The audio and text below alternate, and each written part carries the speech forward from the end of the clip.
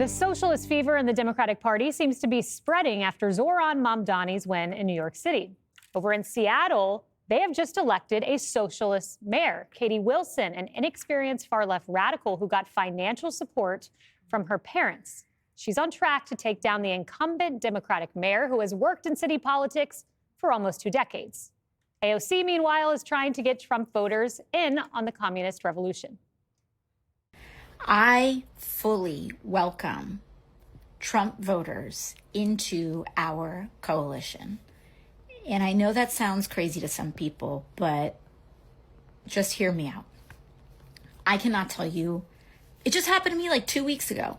I can't tell you how many times someone has pulled me aside and said either I was once a big Trump voter and a Trump supporter, and I watched Fox News every day, but then I started to kind of expand my world and where I got information. And now I've learned, and now I've changed, and I'm with you, and I learn from you. But will Trump voters really feel at home in the current Democratic Party? Former MSNBC host Chris Matthews notes how they turned into a party of snobs. Democrats were an urban and a rural party. They're still that. Are they a rural party? The people that didn't get a college are voting for Trump. Why? Because of snobbery and attitude. And Pennsylvania Democratic Senator John Fetterman, who earlier today got rushed to the hospital after a fall near his home in Pennsylvania, and thankfully he's doing okay. But before that scary incident I mentioned, he was talking about the level of hatred he gets on social media from members of his own party. The right would say really rough things and names. You know, some names I won't repeat on TV. But the on the left, it was like they want me to die, or that we're cheering for your next stroke, or that's terrible that depression won. Why couldn't it depression won? And I hope your kids find you. I mean, they even have like the graphic, a GIF where they have like a stroke, in your head.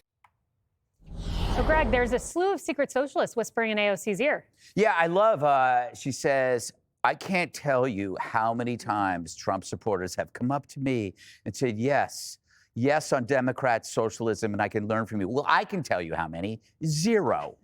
Didn't happen. She made it up. Because one thing you know about Trump supporters, they're pretty solid on their beliefs about socialism. They make it pretty clear. That's like a dog saying, I can't believe how many times a fire hydrant has come up to me and said, hey, I really like getting peed on. Because that's what socialists look at America as a petri dish. We're the lab rats in their experiment. AOC is saying, lab rats, come join us. Embrace your tormentors. All socialists begin by saying they're Democrat socialist. And then when that fails, they drop the adjective, they go full authoritarian. Look at Venezuela. The leader, I can't remember, was it the ugly guy or the other guy? He pushed socialism for the 21st century. That was the slogan. Then he quickly shifted into authoritarianism he took control of the military, took control of the courts, took control of the elections, concentrated power. That's what happens. There's no such thing as Democrat socialism. It's just socialism. There's a class system here. It's the people who make decisions and the rest of us. Trump's role in that bifurcation, he's the agent on behalf of the rest of us. He's our a-hole lawyer that protects us from the elites. AOC pretends that it's the same role that they provide, that you can just simply switch lawyers. Come over to our side. She is actually arguing on the power structure that made our lives hell. Think about everything that she's done. She was for defunding the police, higher taxes, more regulation. She chased Amazon out of New York. She's pro-sanctuary and trans, cashless bail. None of these things any Trump supporter would ever go for, so she's making this whole thing up. As for Fetterman, he touched on the hierarchy of smears. And I said it before, you can call me Hitler, means that I can call you fat. Because in the hierarchy of smears, you left a whole lot of turf under Hitler. We will insult you till the cows come home. Shout out to The View. But we don't wish you're dead. We don't wish you're dead, but it's great because the personal smears hurt more because I can look in the mirror and go, I know I'm not Hitler. But when they look in the mirror, they go, yeah, they're right, I'm fat. You're not fat, Greg. No, I was talking about Haley, you pilgrim. Whoops. I do look like a pilgrim today. Sorry about that. Should have saved it for Thanksgiving. Dana, there's this mixed message where we're told there's no socialist takeover, and yet in Seattle you have a socialist winning. In New York City, you have the whispering socialist, AOC. Yeah, so I've been pretty interested in all of this for a while because when Zohran Mamdani was on the upswing, I looked around and I said, guys, it's coming to a city near you. And we looked, yes, in Minnesota, he tried but failed. But in Seattle, I was interested in this race because the other guy that was running is a diverse guy who grew up with nothing, worked very hard, worked his way up. And she, again, borrowed money from her parents to do all of this. She and her husband choose to live in a 600 square foot studio apartment with a toddler. And she says, you too can live like me. Right. And now, but the other Democratic choice, and it's not that the guy who worked really hard and worked his way up was a Republican. He's not. He's a Democrat. And he's sitting there looking around going, wait, what? Wasn't I like the poster child for what we were going to be? The DSA has been quietly and systematically working to build their troops. And bad policy will beat no policy every time. They're super smart about it. They know how to organize. They have classes where you can learn how to speak better. They are teaching people how to go and be persuasive. Now, in a lot of ways, to me, it's like the counter to Turning Point USA. And thankfully, Turning Point USA is growing so much. And their mission is assured because of Erica Kirk's stewardship there. And they're going to need them because Peter Thiel, who's an amazing entrepreneur and somebody, a technologist, he also says that it's understandable why younger people today are pulled in this direction because they feel that capitalism is not working for them. So if they're only getting that message and not hearing from anybody else, then that is going to win every single time. And that young white woman, the awful, she is going to end up probably beating the guy who worked his way up through the Democratic Party. And he's now the establishment, and they don't want the establishment. Even if he checks all of the boxes, if he is not socialist, they don't want him. I think that's a fascinating way. I'd not thought about that. The DSA as the other side of the coin to Turning Point. I think that's spot on. It's terrifying, Jesse. I'm not terrified. The socialists don't scare me. If you have a mayor who's out of control and she's a socialist and she runs one of these big cities, the president has to do his job and the governor has to do his job. You're basically babysitting a bunch of children. If they're not going to keep the streets safe, if they're not going to build new housing, you just got to Bigfoot them and come in. Now, the AOC thing. It's funny that she said that because the other day some black lesbian came up to me and she said, I've had it. I'm ultra MAGA. It happens to me all the time. You'd be surprised. I actually know people that went the other way. They were pretty famous. I think his name was Bobby Kennedy. I think Tulsi. I think Musk. I think Rogan. And everybody forgets my good friend Jeff Van Drew. These are people who did leave the Democrat Party and came to be ultra MAGA. And that's fine. You swing back, and people do swing. And that's why, Greg, don't look at me like that. But that's why this administration has to go blank to the wall before the midterms, or else they're going to get whacked on costs. The snob factor.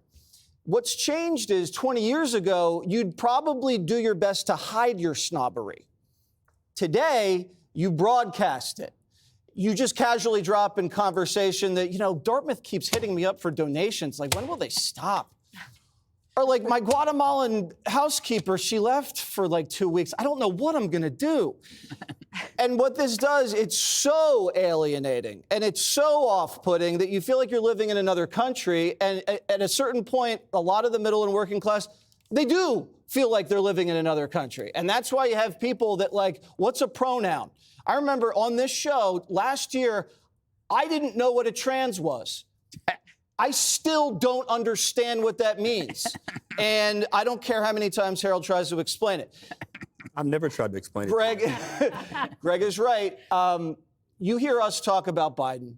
He's sleepy, he's slow, he's corrupt, he's incompetent. But we don't want him dead. But the way they talk about Trump, this guy's a Nazi and needs to die in prison. what they said about Charlie, what they said about Fetterman. And I wrote a book about this. I don't know if you guys remember. It's called Get It Together, still available where books are sold. It's about your deep-seated insecurities. He's gotten me to read the Bible. I'm reading about sin. And this is all based in envy. Now, it's the one sin that doesn't feel good. Wow. And that's what they all have. They're envious. What about the one of murdering someone? Harold, that's a good legacy to leave, getting Jesse to read the Bible. Two most important commandments are love the Lord and love your neighbor as yourself. We'll get to that part I'm going to later. write that down.